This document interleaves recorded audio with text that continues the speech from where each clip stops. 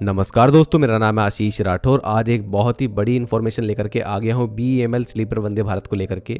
दोस्तों, अभी तक कोई भी ऑफिशियल इन्फॉर्मेशन नहीं आ पा रही थी सितंबर के बाद से कि कब इसका लॉन्च होने वाला है। और अक्टूबर 15 में जो लॉन्च की डेट रखी गई थी तब तो हमारा सेकंड रेक बाहर आ पाया और उसकी टेस्टिंग हुई, तो उसको टेस्टिंग होते होते ही अब समय बीत गया है और नवंबर भी मिड से ज़्यादा आगे निकल चुका है। तो ऐसे में दोस्तों अभी ऑफिशियल जानकारी आखिरकार आ चुकी है मिनिस्ट्री ऑफ रेलवेज की तरफ से। आखिर क्या हो रहा है इन दोनों रेकों के साथ में, रेक नंबर 1 BEML क्यों गया है और क्या चेंजेस कराए जा रहे हैं, और रेक नंबर 2 लॉन्च कब होगा, तो सारी जानकारी आप लोगों को दूंगा। सबसे पहले दोस्तों समझते हैं हम पहले रेक से कि उसके साथ क्या हुआ। देखिए दोस्तों, BEML ने जनवरी 2025 में हम लोगों के सामने अपना पहला रेक ले आया था। दिसंबर में इसको दिखाया गया था। उसके बाद हम जनवरी, फरवरी, मार्च, अप्रैल तक इसके टेस्ट रन देखते हैं जो कि सफल रहते हैं।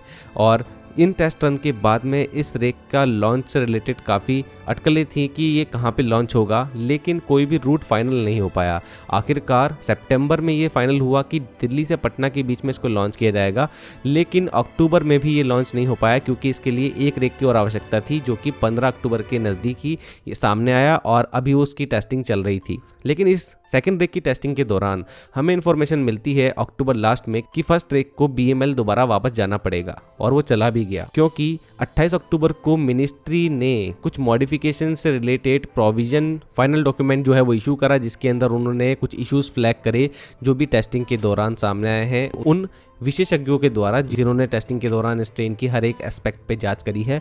तो दोस्तों ट्रेन चलने में बिल्कुल सही रही है, कोई दिक्कत नहीं आई, लेकिन ट्रेन के इंटीरियर्स में कुछ यहाँ पर माइनर चेंजेस कराने के लिए मिनिस्ट्री ने, RDSO ने यहाँ पर मांग करी है और BEML को अब ये करके देना होगा।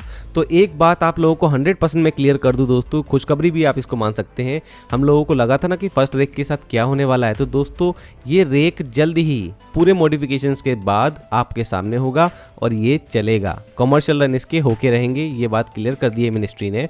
और अब आपको बताता हूँ अश्विनी वैष्णव जी ने भी इसके बारे में क्या कहा है। रिपोर्टर्स ने उनको जब हाल ही में स्लीपर वंदे भारत से रिलेटेड क्वेश्चंस करे कि आखिर ये ट्रेन लॉन्च क्यों नहीं हुई है अभी तक और क्या इसके साथ चल रहा है, और जो रेक वापस गया है उससे रिलेटेड उन्होंने इन्फॉर्मेशन दी। उन्होंने बताया कि फर्स्ट रेक में जो भी हम लोगों ने परीक्षण के दौरान जांच में पाया है कि चेंजेस होने चाहिए वो हम करवा रहे हैं। उन्होंने ये भी कहा हम कोई भी शॉर्टकट मेथड नहीं अपनाएंगे इस ट्रेन को लॉन्च करने में, और माइनर रेट्रोफिटिंग जो है वो होनी है। भले ये माइनर है लेकिन इनसे इम्पैक्ट बड़ा हो सकता है। लॉन्ग रूट की ट्रेन है, पहली बार भारत में लॉन्च होगी और हम पैसेंजर एक्सपीरियंस खराब नहीं करना चाहते हैं बिल्कुल भी। और उन्होंने बता दिया है कि ये ट्रेन दिसंबर 2025 में लॉन्च होने जा रही है।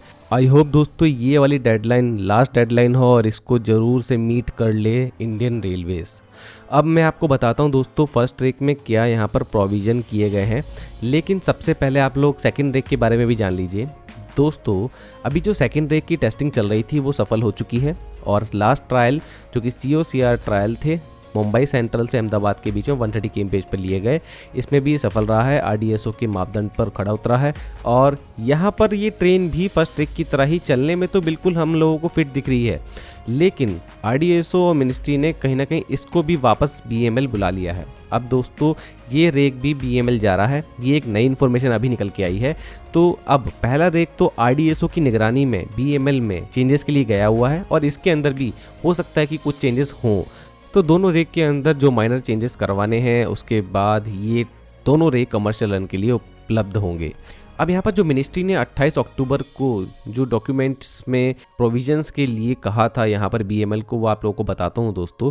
सबसे इम्पॉर्टेंट मॉडिफिकेशन जो होने वाले हैं, जैसे कि provision of arc fault detection device, ये आर्क फॉल्ट डिटेक्शन डिवाइस जो है ये लगाना है जो कि प्रिवेंट करेगा फायर ब्रेकआउट को। मतलब कि कहीं भी कोई भी अगर आर्क डेवलप होता है तो उससे कहीं आग लगने की कंडीशन ना हो जाए, तो उसको डिटेक्ट करने के लिए डिवाइस ये लगाया जाएगा, ये बात कही गई है। साथ में ही रीलोकेशन करना है AC डक्ट को, ये मुझे थोड़ा सा एक बड़ा काम लगता है कि जिसका रीलोकेशन करने में शायद समय लग सकता है।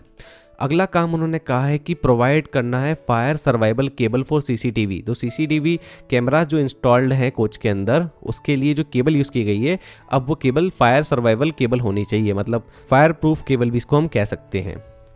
एक और इम्पॉर्टेंट यहाँ पर उन्होंने यहाँ मांग करी BEML से, उनको अपने रेक का ऑडिट कराना पड़ेगा थर्ड पार्टी के द्वारा, और इनको ये जल्द से जल्द कराना पड़ेगा इसका मतलब, क्योंकि इसमें 2 स्टैंडर्ड को लेकर के उन्होंने यहाँ पर ऑडिट के लिए मांग करी है, जिसमें यूरोपियन स्टैंडर्ड के अकॉर्डिंग फायर प्रोटेक्शन जो स्टैंडर्ड है EN 45545, इसको यहाँ पर फुलफिल करना पड़ेगा हमारे BEML के इस स्लीपर वंदे भारत रेक को।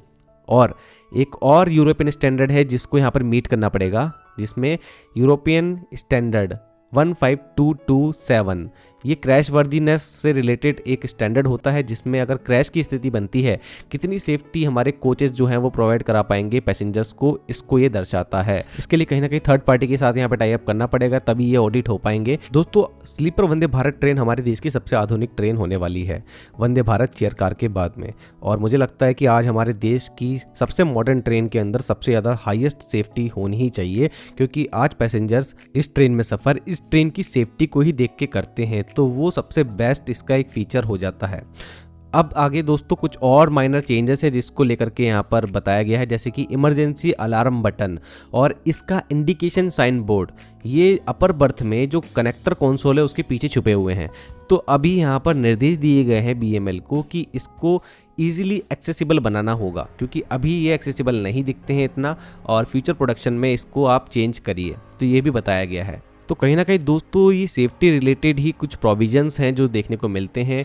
अब इनके ऊपर किस तरीके से BEML काम करेगा वो तो आने वाला समय बताएगा। हालांकि पहला रेक जो है वो BEML पहुंच चुका है और उसमें काफ़ी पहले ही काम शुरू हो चुका है, और पिछली जो डेडलाइन पीछे छूट गई हैं और काफ़ी ज़्यादा प्रेशर भी जनता का है, और स्लीपर वंदे भारत ट्रेन एक ऐसी ट्रेन अब बन गई है जिसका काफ़ी सालों से लोगों को इंतज़ार है। अगर कोई भी छोटी सी भी यहाँ पर गलती रह गई तो रेलवे ये बात बहुत अच्छी तरीके से समझता है कि बहुत ज़्यादा यहाँ पर बदनामी हो सकती है रेलवे की खुद की भी और मिनिस्ट्री की भी। इस ट्रेन के ऊपर इतना ज़्यादा ध्यान दिया जा रहा है हर एक छोटे छोटे पार्ट पर, इसलिए ये डेडलाइन जो है वो हम लोगों को मिस होती हुई दिखी है पिछली।